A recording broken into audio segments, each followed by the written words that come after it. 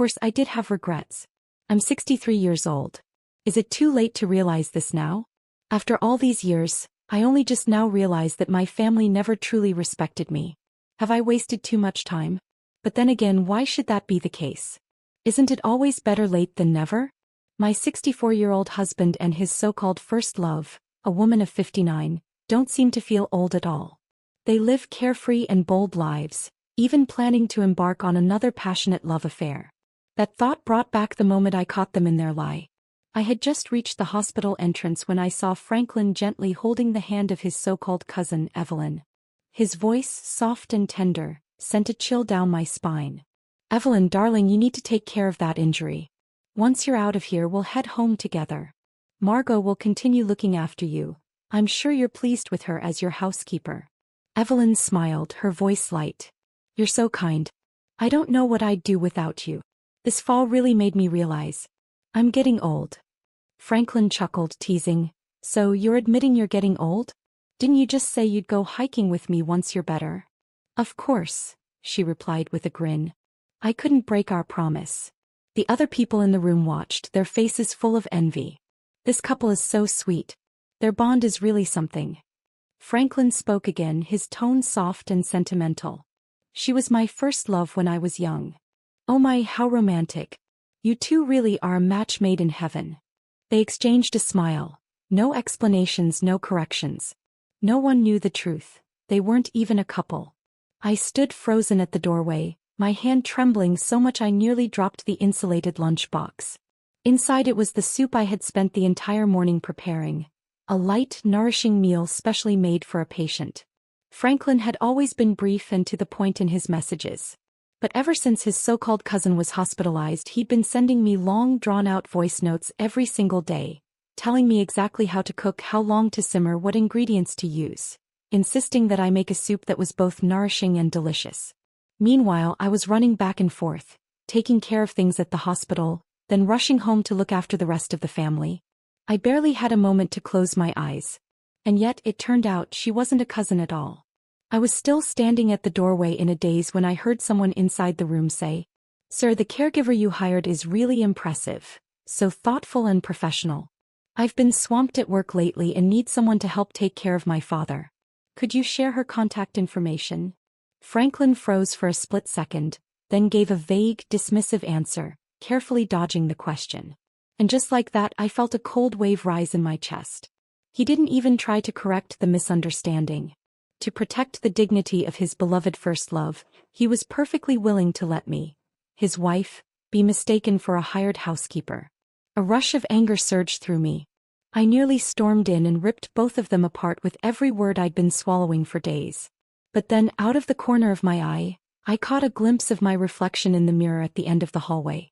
Evelyn, with her broken bone and refusal to lift a finger, hadn't needed to do anything for herself. I'd been the one bathing her, changing her clothes, cleaning up after her, day in and day out. She had all the time in the world to keep herself polished, lipstick perfectly applied, hair pinned up in a graceful twist, sitting in that hospital bed looking elegant and refined. Franklin sat beside her, aging but still sharp and dignified. He was wearing a crisp, neatly pressed shirt, the very one I had ironed for him myself, not a wrinkle in sight. And then there was me. The mirror reflected a worn-out old woman with messy hair and a pale, tired face. I was wearing a loose, cheap shirt and baggy pants, holding an old chipped food container in my hand. I'd taken the bus to save money, sweating the whole way, silver strands of hair stuck to my damp forehead.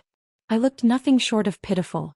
The contrast between me and the two people in that room couldn't have been more stark. It was like we belonged to different worlds. But once upon a time I was that charming girl too. I had my own youthful glow. I had once been admired, courted, cherished. Now all that was left of me was exhaustion, and the fading warmth of a pot of soup. Anger twisted together with shame and helplessness, swirling inside me like a bowl of bitter broth gone cold. And then, out of nowhere, a voice rang in my head, so clear it felt like it exploded from somewhere deep inside. "Margot, do you regret it?" I froze. My heart clenched so hard it felt like it might stop. The force of that single question nearly knocked the breath out of me. My knees went weak beneath me. It was such a simple question, and yet it sliced straight through me, cutting open everything I'd been too afraid to face. Do I regret it? I didn't even know how to begin answering that. What Franklin and Evelyn had done. Yes, it enraged me, humiliated me. But what cut even deeper was realizing that somewhere along the way, I had become someone so disposable in my own marriage.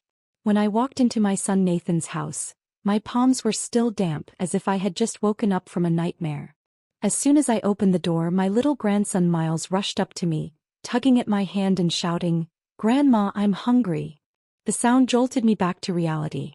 Life had given me no time to ease back into it. My daughter-in-law Dana shouted from another room, "Margot, can you grab the diapers? The laundry's almost done, and if it's not washed soon, there won't be any clean clothes left." I sighed. Just as I was about to head to the laundry room, my phone rang.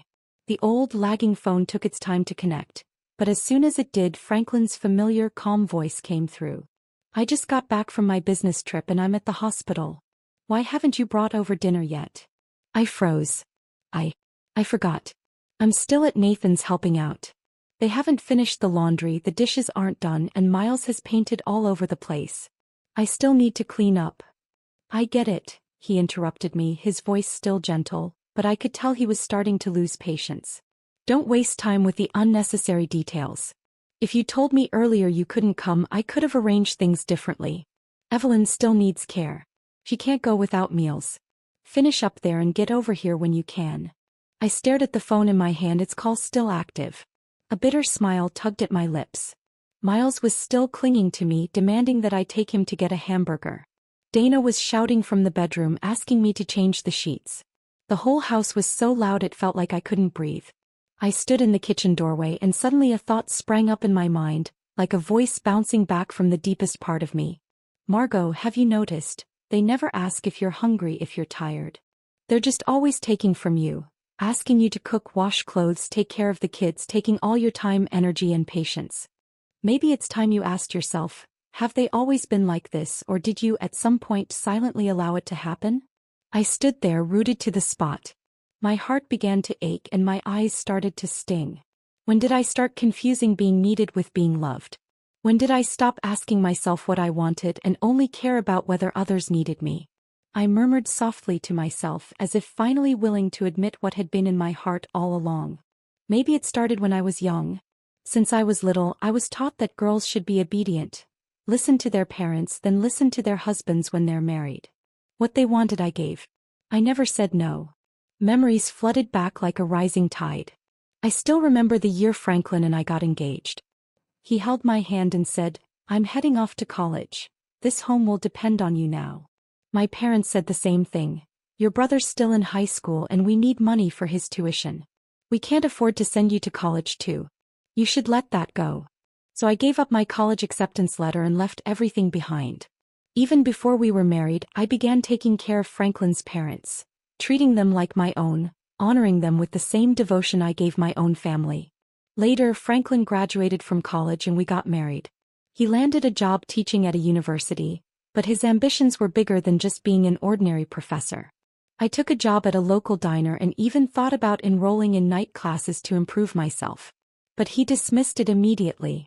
"Margot, where's that job going to take you? In night school? What about the house? Your job is to keep the home running so I can focus. That's all I need from you." I didn't argue. Thought he was right. I believed that was simply what I was supposed to do. Who would have thought that the man who stood so confidently in front of a lecture hall couldn't even iron his own shirt or turn on a stove at home? Days turned into years. Franklin's career soared. People began calling him a distinguished professor, a renowned scholar. Me? I was in the kitchen, in the laundry room, on the endless road of raising a child. Year after year I was worn down by life until all my sharp edges were dulled, until I could barely remember who I used to be. When our son Ethan grew up and started his own family, I thought I might finally have time for myself. But then he said, "Mom, we just bought a new house and with a new baby on the way, we really can't afford a nanny. We're counting on you." And just like that, the cycle started all over again. Cooking, cleaning, caring for Ethan's family.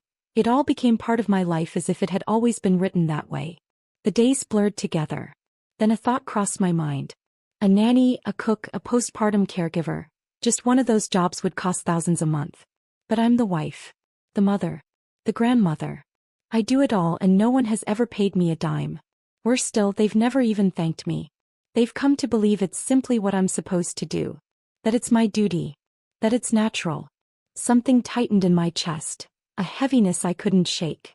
I stood there, unable to speak, swallowing the ache rising in my throat. I looked out at the dusky sky and for the first time in a long while, I felt something fierce stirring inside me. An urgent need to change something. To reclaim something.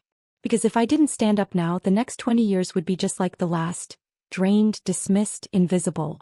Until I was too old, too tired, too broken to speak at all. I'm 63 years old. Even if it feels late, I can't go on doing nothing. I want to live with strength and dignity. At the very least, starting now, I need to learn how to say no. No to their endless demands. No to a life where I am treated like I don't matter. Even if all I can manage is one small change, it's still a start. I told Nathan that my back had been killing me lately and I couldn't keep doing this anymore. Taking care of everything for Dana after the baby. I'm getting older. I just can't handle it all. If you still need help with the baby, then hire someone. The words had barely left my mouth when Nathan snapped. Mom, how can you say that? You know we can't afford a nanny. You're not in pain, you're just being lazy again. His tone cut straight through me like a blade. But this time I didn't back down. A thought flashed through my mind. He makes $15,000 a month and has over $200,000 in savings. Can he really not afford to hire help? No. It wasn't about money. He just didn't want to spend it, because to him I've always been free labor. That thought gave me strength. My voice sharpened. I'm over 60. I really can't do this anymore. If you need help, then pay for it. Stop expecting me to carry the weight of your life for free. Even I was surprised by the firmness in my voice. All these years I'd never spoken to my son like that. But this time I knew I had to. And just as a little relief washed over me, another thought surfaced. Good, that's step one.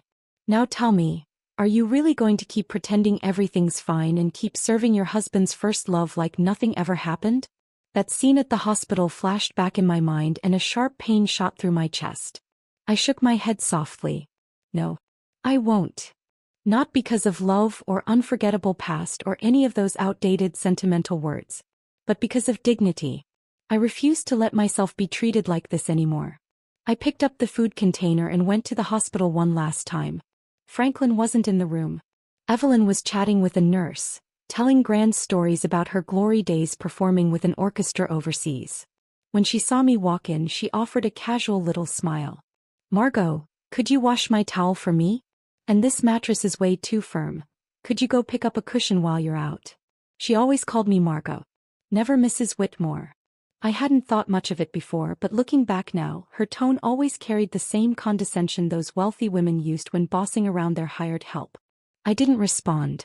I simply set the container down on the small table. This is the last pot of soup. Her eyes flickered. What's going on, Margot? Things getting too busy at home. She offered a saccharine smile. Well, maybe I'll have Franklin hire another caregiver. You've done so much already. I stared at her fake concern, and suddenly I laughed. If you want help, let your husband pay for it. Why the hell should my husband be hiring help to serve you? The color drained from her face. Margot, I think you're misunderstanding. She didn't even finish the sentence. A few people in the room, the same ones who had gushed over their sweet relationship days ago, were already looking over, eyes wide with curiosity. I didn't hold back. Franklin fed me some nonsense about you being a distant cousin. And I believed him. You've been sitting here playing the perfect guest, letting me wait on you hand and foot, while you and my husband lied about your relationship. I narrowed my eyes, voice cold. You're well-educated, well-connected, admired by everyone who meets you. But let me tell you, whatever decency you once had, you must have fed it to the dogs a long time ago. Her face turned pale, then flushed, her lips trembling, but she couldn't get a single word out. I didn't bother with another glance. I turned and walked out. She couldn't follow. Her injury kept her pinned to the bed, humiliated. The spectators who had been watching in silence began to whisper among themselves. Oh my God, so that woman is his wife? And she's the other woman. I didn't stop. I didn't turn around. Let them talk. That night, as soon as Franklin stepped through the front door, his face was dark with rage. He stormed straight into the study and pulled me in after him. Have you lost your mind? What the hell were you thinking saying all that nonsense at the hospital? If you had questions, couldn't you ask me in private? Did you really have to cause a scene in front of everyone? Do you think embarrassing me like that does you any good? It was the first time he had ever exploded at me like this. In our younger years, Franklin would occasionally say sweet things, call me a devoted wife, a good mother. But as time went on, he grew distant. Even if the affection faded, he had never lost control like this. Never stared at me with such cold, furious eyes, finger pointed in the air as if I were the one who had done something unforgivable. I looked him straight in the eye. I didn't feel angry. I just felt crystal clear. What did I do? I said, each word sharp and deliberate. Was it me who lied to my wife and made her wait on an old flame? Was it me who flirted with a former lover in front of strangers, pretending to be something we're not? Was it me who let my own wife be mistaken for a hired maid and didn't say a single word to correct it? Franklin clenched his jaw and took a slow, heavy breath, trying to control himself. I didn't tell you because I didn't want you to overthink it. Yes, Evelyn was my first love. I admit that. We had a history, but we never crossed the line. I still married you, didn't I? I built a life with you for decades. She was alone in the hospital. Her kids live overseas. I just thought you could take care of her. You're good at that and I trusted you. Is that a crime now? Margot, you're letting jealousy cloud your judgment. Just because of something that happened years ago, now you can't even show basic compassion. He spoke like a man convinced of his own righteousness, wrapping his words in moral superiority, as if he were the only one acting with dignity and good intentions. I stared at him silently, not angry anymore, just deeply, utterly tired. I pitied myself, pity for the woman who had spent a lifetime serving this man, giving him every ounce of youth, patience and identity she once had. So I said it plainly. Franklin, I want a divorce. The words dropped like a bomb in the house. Franklin's face went pale. He gasped for breath and sank into the couch, speechless. Are you insane? He barked, pounding his chest. You want a divorce at this age? Do you have any idea how humiliating that would be for me? What my colleagues and students will say? Nathan was even quicker to react, calling me the moment he heard the news, still at work. Mom, have you lost it? Do you even realize what you're doing? Do you know who Dad is? What kind of status he has? And who are you compared to him? You're really going to throw your good life away over something like this? My voice was steady. This is a decision I've thought through for a long time. You can try to stop me, but it won't work. I've already wasted too many years on a man who only thinks about himself, who never really saw me as an equal or even as a person. Nathan's tone turned sharper. You've just been idle at home too long. Now you're going stir crazy. I glanced at the stack of dishes still unwashed in the kitchen sink, the pile of laundry waiting to be folded in the living room. Franklin couldn't stand a single speck of dust in the house. He changed clothes at least twice a day. Every little detail had to be perfect. And for years I had been the one holding it all together. But he never saw any of it. To him it was just my job. My duty. Still on the phone, Nathan kept going. Mom, let's be real. Dad's way more educated than you. You've never really had anything in common. So what if he still thinks about his first love sometimes? That's normal for men. It's not like he cheated. You're both getting old. Are you really going to tear the family apart over some old woman?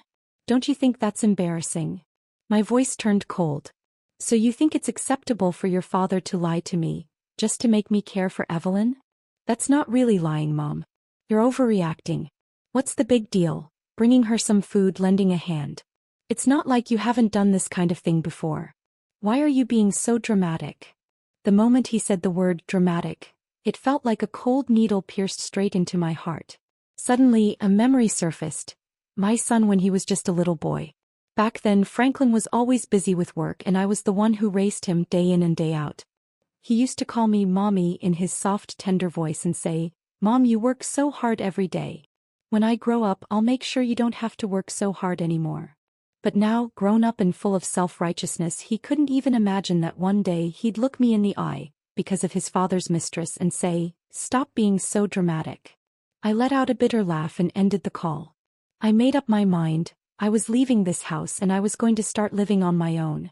The day I packed up, Franklin stood there with a cold, expressionless face. Margot, stop being ridiculous. What exactly do you think you're going to do after the divorce? You're just a housewife. You've got nothing to fall back on. I straightened my back and replied without hesitation. First, I didn't do anything wrong in this marriage. And after the divorce, I'm entitled to half of everything in this house. Second, I've helped raise Nathan's child from day one. If he needs a reminder, I've been working like a full-time nanny for years without ever charging him a dime. Dana showed up shortly after, clearly rushing over after hearing from Nathan. He tried to soften the tension. Margot, we're both women, I understand your pain. What Franklin did was wrong, no doubt about that. But don't let this one incident cloud your judgment about marriage. I almost felt a flicker of softness in my heart, until she kept going. Miles was raised by you too. This home just wouldn't be the same without you. That snapped me right back into clarity. I looked at her calmly, letting her finish her well-meaning but selfish plea. Then Franklin spoke again. Dana, don't waste your time. She's been married for 30 years and never held a real job. What does she know about how hard it is to earn money? I've worked my whole life so she could enjoy hers. And now she wants to throw everything away over this nonsense? I've never seen a more selfish wife. His eyes turned colder by the second. Margot, I'm not giving you a cent. Once you burn through the last bit of grocery money I gave you, you'll come crawling back. I won't lie, when I stepped out that front door my heart was pounding with fear. At my age it was the first time I'd ever walked away from this family trying to figure out how to stand on my own. The world outside felt unfamiliar, overwhelming. But I was lucky. A few close friends, upon hearing what had happened, came forward to help me. They pooled some money together to get me on my feet, and just like that, I officially began living alone. No more cooking for a house full of people. No more laundry for everyone. It was strange at first, almost unsettling. I hadn't realized how long 24 hours could feel when no one was pulling you in 10 different directions. Sometimes Franklin would still text me. Margot, where's that blue shirt I used to wear? Did you pack away those socks? The food at the campus cafeteria is awful. I miss your pasta. Dana messaged too. Margot, stop being so stubborn. Miles has lost weight without your healthy meals. She even sent a video of Miles calling out, Grandma, come home. I knew I shouldn't let any of that get to me. I'd made the right decision. Raising a child is their responsibility, not mine. And I didn't owe anyone guilt. I had done nothing wrong. Days passed. I tried looking for work, but most companies turned me away because of my age. I started to doubt myself. All I know is how to cook and clean. Maybe I really am useless. But then a quieter voice inside me would push back. Cooking is a skill too. Still, even small diners didn't want an elderly woman in their kitchen. Finally, a small local eatery offered me a trial run for a few days. They wanted to see if my cooking could keep up. The place wasn't large, just a dozen or so regular students who came by for meals, and occasionally a few tired young professionals too lazy to cook after work. I cooked there for a week, poured my heart into every dish. But then the owner brought in a new chef. The woman looked at me with a polite but distant smile. Margot, it's not that I don't appreciate your effort. But some of the students mentioned they were uncomfortable, said they were worried about food hygiene because of your age. I stood there for a few seconds stunned. I knew it was just an excuse to let me go, but I couldn't find the words to argue. I hated myself for not being more cautious, for not having a better plan, for not preparing a safety net. But I didn't let the disappointment linger. I brushed it off, exhaled slowly, and whispered to myself, it's okay. Where there's a will, there's a way. The next morning, I carried a steaming pot of chicken soup to my neighbor Jasmine's door and gave it a gentle knock. She was a young woman in her 20s, always rushing in and out, working long hours. I knew she had a tough job. As soon as she opened the door and caught the scent, her eyes lit up. Oh my God, what is that? It smells amazing. She took the bowl from me and downed it in one go. After the last sip, she let out a satisfied sigh and laughed. This is incredible. After a night shift, getting to drink something like this, it's heaven. Margot, if you ever opened a little diner, I'd be your first customer every day. I watched her expression carefully and ventured, the other day at that little eatery, I overheard you and your friends talking. You said you missed real home-cooked meals, but you didn't like squeezing in with all the students at those spots. Jasmine nodded. Totally. I'm sick of takeout, restaurant food's expensive, and cooking for myself? That's just not gonna happen. I told her everything, how I'd been let go from the diner, how I was trying to figure out a way forward. Then with a bit of nervousness I asked, "If I cooked at home, would you and your friends be interested in ordering meals from me?" Jasmine paused, thinking it over. I quickly added, "Don't worry, I've been married to a man who had obsessive cleanliness standards. So when it comes to hygiene, I'm meticulous. I've spent decades in the kitchen. There's nothing I don't know how to make. And if you ever want something different, I can learn." "I really mean it." Jasmine smiled politely. "Let me think about it and get back to you." My heart sank a little. I knew what that meant. Let me think about it. Most of the time that's just a gentle way of saying no. But to my surprise, the next morning, just as I was about to head out to look for work, I opened the door and found Jasmine standing there, with a few friends behind her. "Margot, we talked it over. We think your idea is great. We're happy to prepay for weekly meals, if that works for you." Just like that, my bank account began to grow. But more importantly, for the first time in decades, I earned money through my own hands. I couldn't stop smiling. A warm, unfamiliar pride bubbled up in my chest. So this is what it feels like, to make something of your own. Turns out, being good at cooking really is a skill in this world. My family had never seen it that way.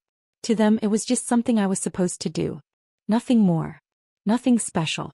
Nothing worthy of acknowledgement. But now I was starting to believe, maybe it was something after all. As time went on, Jasmine and I grew closer. She often vented during meals, ranting about her overbearing boss, how they squeezed every ounce of energy from employees, refused raises, and treated them like machines. Little by little, I began sharing my own story too. After hearing everything, she was furious. "Margot, your family was awful. I thought stuff like this only happened in melodramatic novels." I let out a quiet laugh, though there was a dull ache in my chest. I've known the truth for a long time, and maybe that's what makes it even harder. Sensing my mood shift, Jasmine quickly changed the subject. "By the way, Margot, those shrimp you made yesterday were amazing. How did you cook them? Will you teach me?" I started walking her through the steps. She listened intently, nodding at each part like she was taking notes. The next day she sent me a photo. It was her own version of the salt and pepper shrimp. I chuckled and teased, "Didn't you say you were a disaster in the kitchen? Looks like you picked it up pretty quickly." She replied with a playful emoji and wrote, "That's because you explain things so well." I paused for a second, struck by a sudden realization. Wait, am I actually good at teaching people how to cook? Jasmine had never set foot in a kitchen, but she understood everything I said. Clear steps, logical instructions, easy to follow. And then another thought hit me. What if I filmed these recipes? What if I taught people how to cook through short videos? My heart skipped a beat. The idea lit something inside me I hadn't felt in a long time. Excitement, purpose, maybe even hope. Could this be a path forward? One I never thought of before? I felt thrilled but also terrified. Who would watch an old lady like me teach home cooking? Isn't that stuff just for young people with fancy lighting and perfect kitchens? Would anyone even care? My head swirled with self-doubt. I started listing all the reasons why it wouldn't work. But then another voice chimed in, quieter but firm. "You're going to cook anyway, aren't you? It's not like you're wasting anything.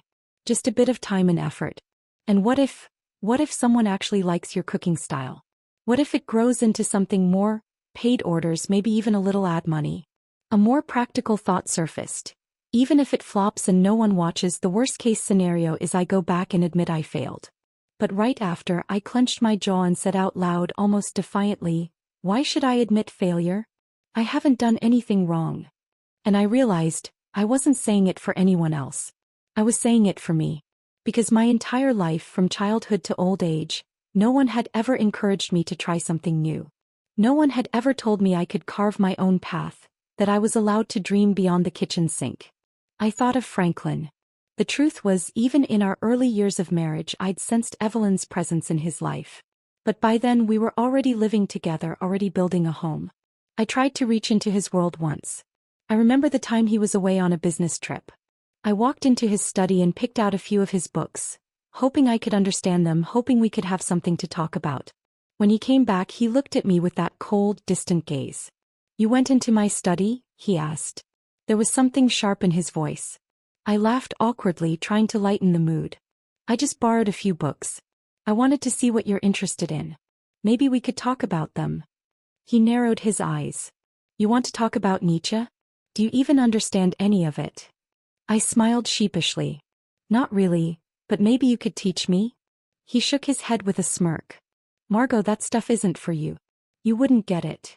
You just focus on running the house. Don't waste time on things that don't suit you. After a few rejections like that, I stopped trying. I learned to keep quiet. Learned not to embarrass myself by reaching beyond the roles he set for me. Looking back now, that was the moment I got trapped in a label.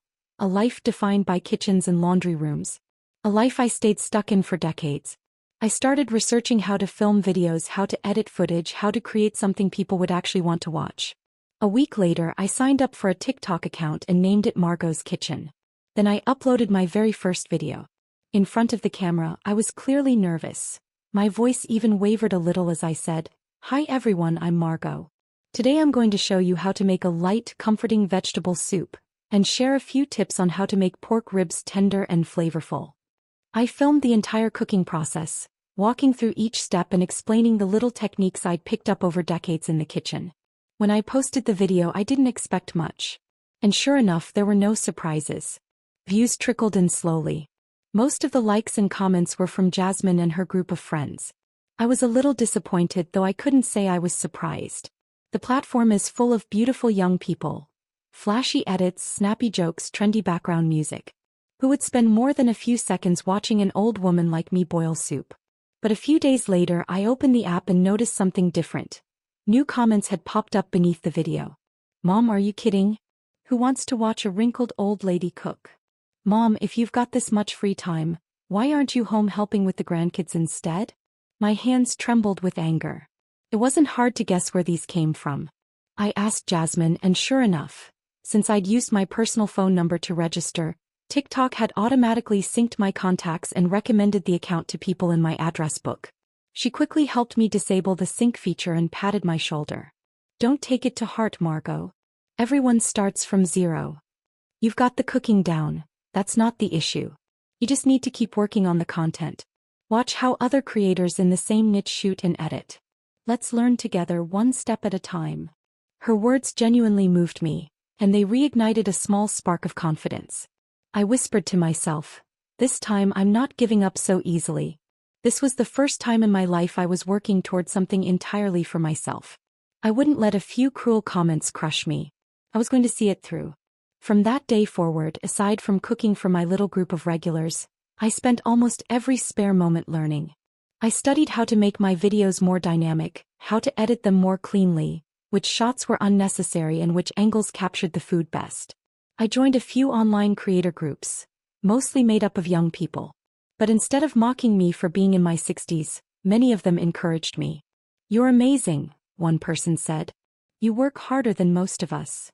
And so, day by day, I kept uploading. Gradually, things started to shift. People began leaving comments like, "I can't eat dinner without your cooking videos playing in the background. It's so comforting."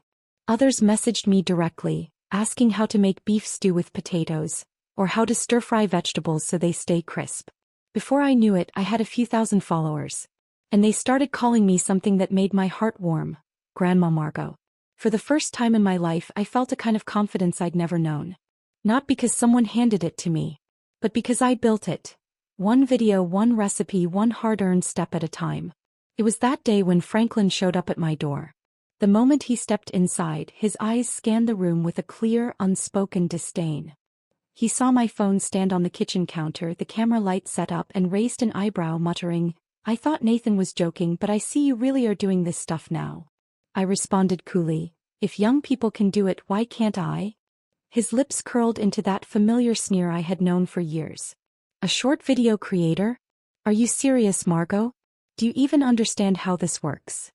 "I didn't know at first, but I can learn," I said, holding his gaze. Franklin shook his head, wearing that condescending look I knew so well. "Margot, this isn't something a woman your age should be doing. You've been a housewife for 30 years. Why start messing around with this now?" His words made me both angry and incredulous. "Franklin, how could you say something so beneath you? Isn't that what you always preach? Live and learn, lifelong learning?" I raised an eyebrow. "Why is it okay for you to keep learning new things, but when it comes to me, I'm not supposed to?" "You're getting older too, but you still travel all over the country to attend academic conferences and workshops. Isn't that a waste of time too? He was caught off guard, muttering under his breath, I'm not like you. Yes, we're not the same, I replied softly, but the smile I gave him was cold. You've never considered us equals. You've always thought you were above me, like I was just someone destined to revolve around you. Franklin hesitated, unable to argue with my words. A moment later he spoke quietly. I admit I've always felt like we're not on the same level. I believe Evelyn is the one I truly connect with, someone I can share my mind and soul with. But I still kept my promise. I married you. I've spent my life with you. What more do you want? Hearing him say that wiped away the last traces of tenderness I might have had.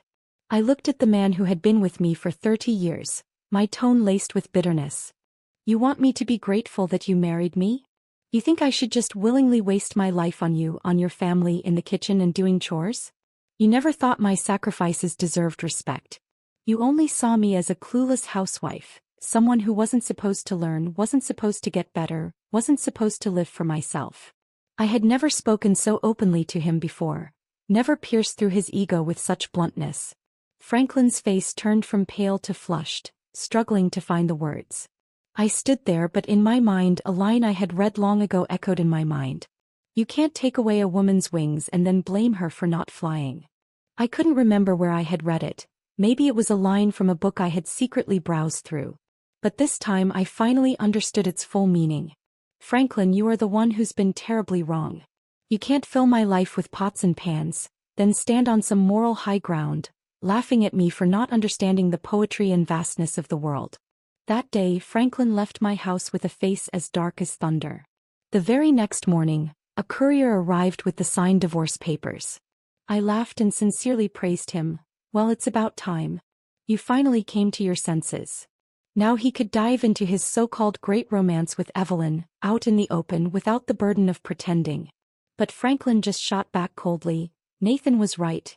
You really are throwing away a perfectly good life just to prove a point. If you're so desperate to stir up drama, fine. I'll give you what you want. I'm just curious to see how you'll survive without me. I didn't bother to argue.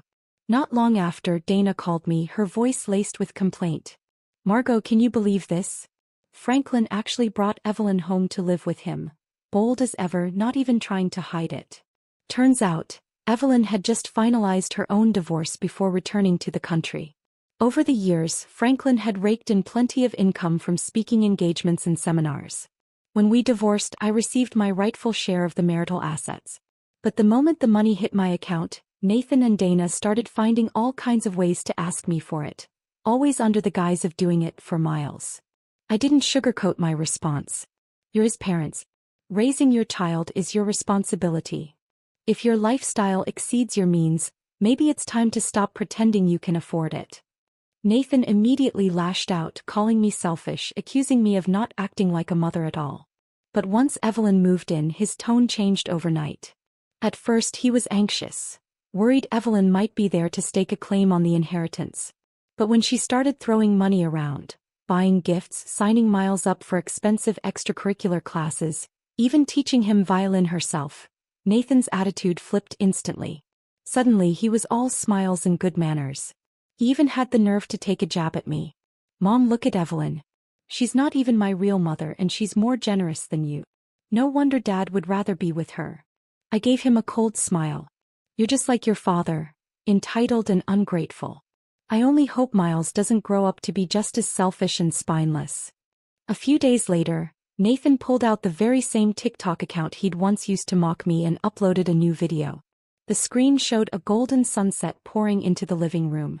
Evelyn stood by the window playing the violin while Franklin sat nearby, smiling at her like a love-struck schoolboy. The caption was nauseatingly sentimental. 30 years have passed. Their hair has grayed, their faces aged, but the way he looks at her has never changed. The video unexpectedly went viral, even landing on the trending page. The comments section exploded with praise. This is what true love looks like. They're such a perfect match. Now this is what soulmates are made of. Some even recognized Franklin, calling him a respected college professor. Others chimed in, revealing Evelyn's past as a violinist in a prestigious orchestra, even noting that the two had once been college sweethearts. Nathan quickly sent the viral video to me in a private message. Mom, you've been grinding on your little cooking channel for months and barely gained followers. One clip of Dad and Evelyn and boom, instant hit. Look how much more appealing they are. I smiled and wrote back. Well then maybe I should start sharing the not-so-pretty parts of their past with a few gossip pages. I'm sure that would go viral even faster. Nathan snapped back. You don't even have proof. Who would believe you? I didn't bother replying after that. I had better things to do. I stayed focused on my own life, still filming my videos, still cooking, still sharing slices of my world. And for the first time in a long while I felt like I was living it on my own terms. My follower count kept climbing, and the engagement on my content grew stronger by the day. Then one day I received my very first paid sponsorship. The moment I hung up the phone I was so thrilled I spun around the room, laughing out loud like a girl who'd just gotten her college acceptance letter. I grinned to myself and said, see? Who said I couldn't do this? Maybe it was because they saw I was actually making money. Nathan soon jumped on the bandwagon too. He started filming his own videos, crafting a persona around the warmth of a middle-class family, with his star players being none other than Franklin and Evelyn, the perfect intellectual, graceful couple in their golden years. His videos were filled with scenes of the two of them cooking side by side in the kitchen, strolling in the garden hand in hand, teaching Miles how to play violin together. Sometimes he even pulled Miles into the frame trying to stage the image of a picture-perfect, loving household. I couldn't help but recall the days when I was the one taking care of Miles, dropping him off and picking him up from preschool, taking him to the park on weekends, pushing him on the swing, kicking a soccer ball around. But Evelyn, she had a completely different approach. She took him to elite enrichment programs, music immersion classes, museum lectures, even horseback riding lessons. In one video Miles looked straight at the camera, smiling sweetly and saying, "Grandma Evelyn, you're so pretty and elegant. You can even play piano. You're way better than my other grandma." Watching that clip I didn't feel much. After all, children rarely speak without influence. It was clearly something the adults fed him. Sure enough, someone commented under the video. Kids shouldn't be taught to compare and diminish their real grandmother like that. Nathan was quick to clap back in the comments. What's wrong with telling the truth? My biological mother abandoned her husband and her family. She doesn't even care about her own grandson. My stepmother is 1,000 times better than she ever was. I stared at his comment, stunned by the absurdity of it all. He really was trying to script a narrative, painting me as the villain so their staged little family could shine even brighter. I looked down at my phone and let out a dry laugh. They must have truly believed this would hurt me. But it didn't. Not anymore. Who they preferred, who looked more refined on camera, who appeared more nurturing, it had nothing to do with me now. Because what I had broken free from wasn't just a household, it was their power over my emotions. I kept updating my cooking videos, replying to meal orders, living my own life. Until that day when Dana called me in tears. Miles had fallen off a horse. By the time I arrived at the hospital, the hallway outside the ER was in chaos. Evelyn looked completely unraveled, no trace of her usual poise or elegance. Nathan was sitting on the floor, clutching Miles in his arms, face twisted with fury. Franklin sat in a corner, pale and hollow-eyed. Dana, voice trembling, filled me in. Miles was only 5, still at that wild, playful age. He'd found horseback riding exciting at first, but after a few lessons he started resisting it. But Nathan didn't want to lose a good video opportunity, and Evelyn had insisted, "Don't worry. Once Miles learns to ride, we'll get amazing footage. It'll go viral." They ignored his discomfort and dragged him to the stables anyway. And then disaster struck. Franklin sat with his head in his hands, voice hoarse as he mumbled, "Now you want to blame Evelyn? Weren't you the ones who agreed to it too? All of you wanted those videos. Wanted the attention." Dana exploded. "How are we supposed to know it was that dangerous? She was the one who kept saying it was perfectly safe. And now that something's gone wrong, it's suddenly our fault." Evelyn scoffed, her voice sharp and cold. "What, I forced him onto a horse at gunpoint?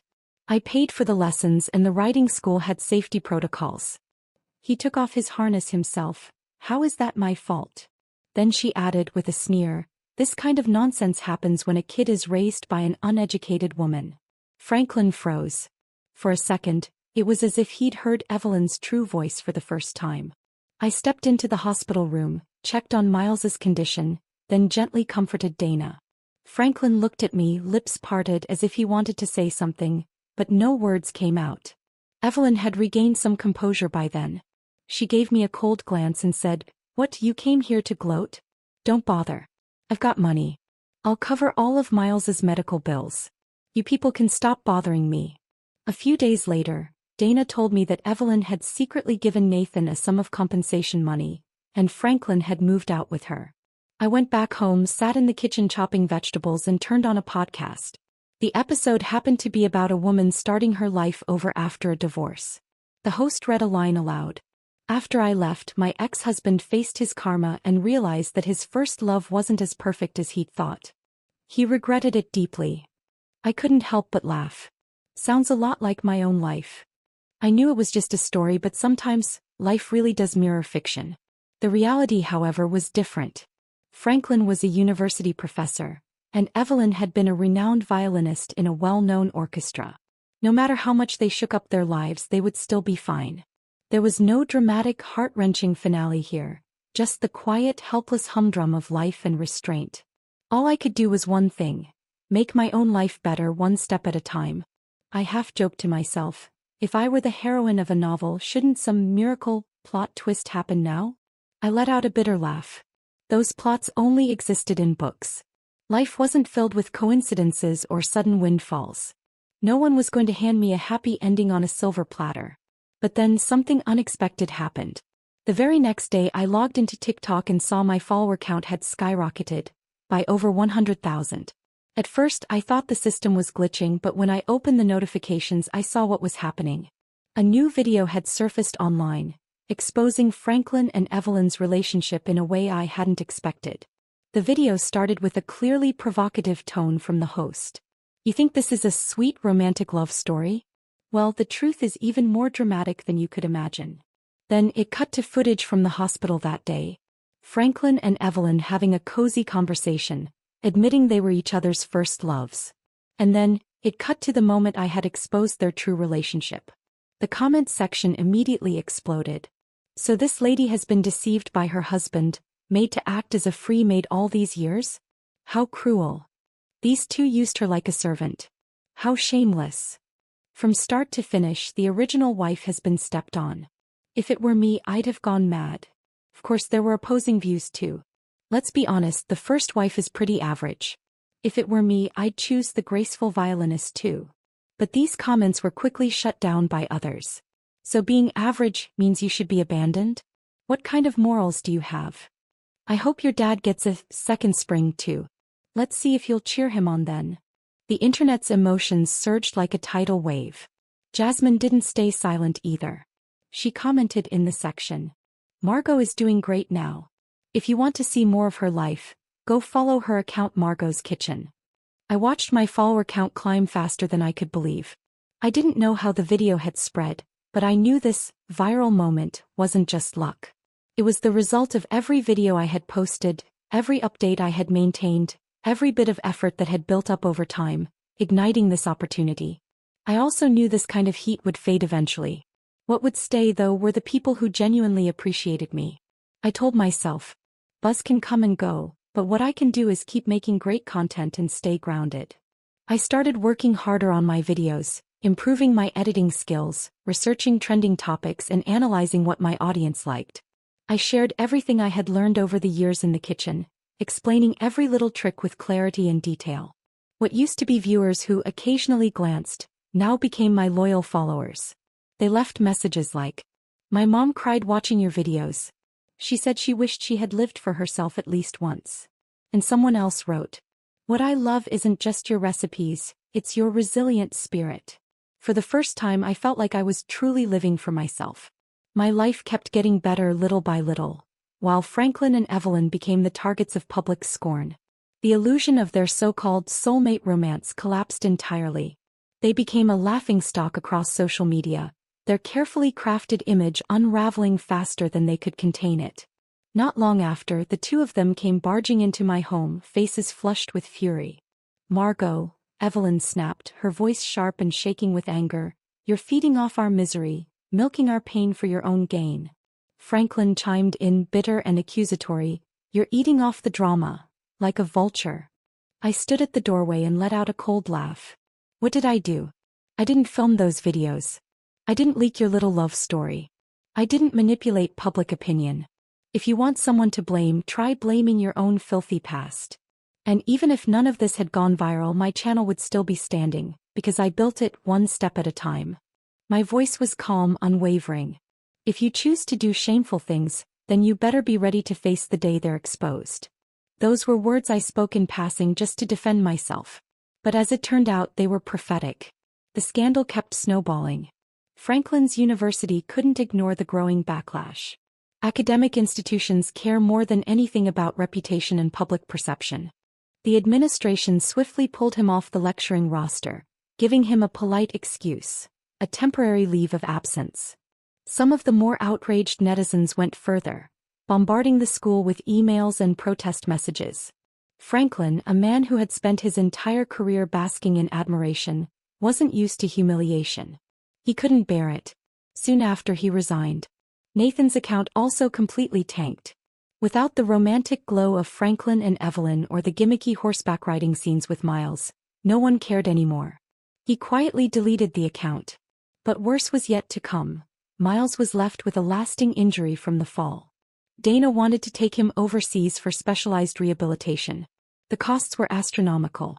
She demanded that Evelyn cover the entire bill. Evelyn exploded, accusing them of extortion and manipulation, claiming they were just trying to milk her for money. The fragile peace shattered entirely. During one particularly heated argument, Nathan lost control and pushed Evelyn at the top of the stairs.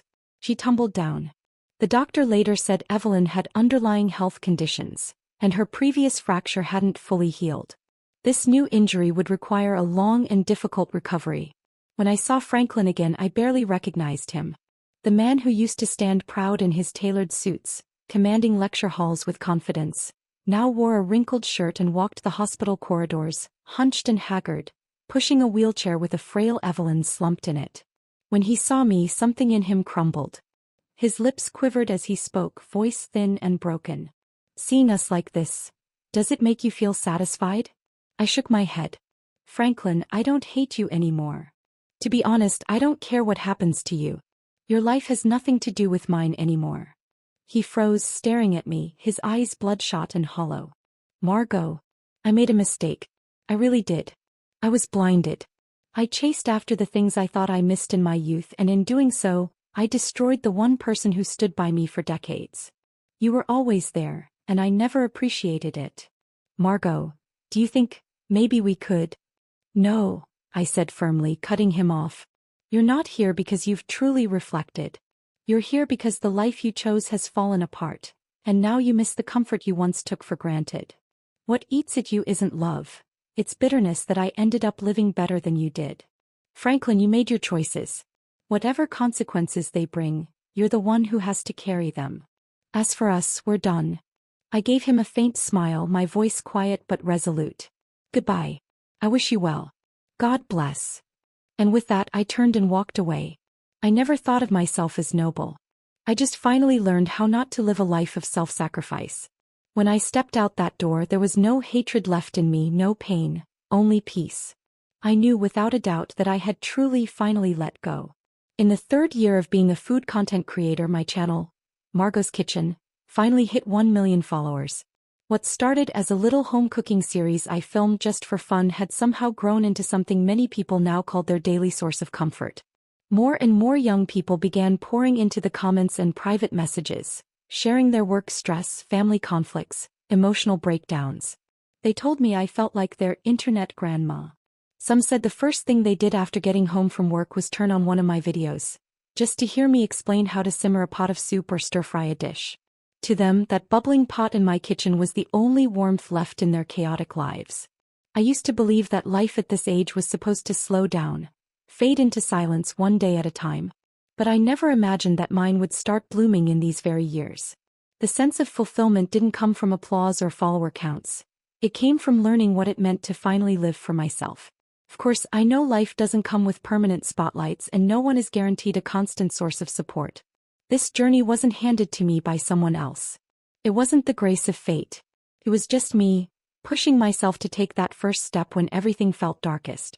It was me, fumbling in front of the camera, testing recipe after recipe in my kitchen, uploading videos even when I was at my lowest, refusing to quit in the face of mockery. It was me choosing not to look back. Every time I smile into the camera and say, "Hi everyone, I'm Margot. Today I'll teach you how to make a warm, comforting meal." What I'm really doing is reminding myself, no matter how old I am, I can always start again. I'm no longer the quiet, dutiful housewife in the background. I'm no longer anyone's shadow. I am me, a woman in her 60s who turned her kitchen into a stage and transformed pots and pans into a brand new chapter of life. I know one day this story will reach its final page. But until then, as long as I'm still alive, I intend to live each day lit from within. So I'll keep filming, keep cooking, keep reading, keep learning, keep sharing my life with a community of strangers who somehow feel like friends. I don't know how long my videos will stay popular. I don't know what the next chapter will look like. But I do know this. I will live well. From this moment on, every single day of the rest of my life will be lived for me. And only for me.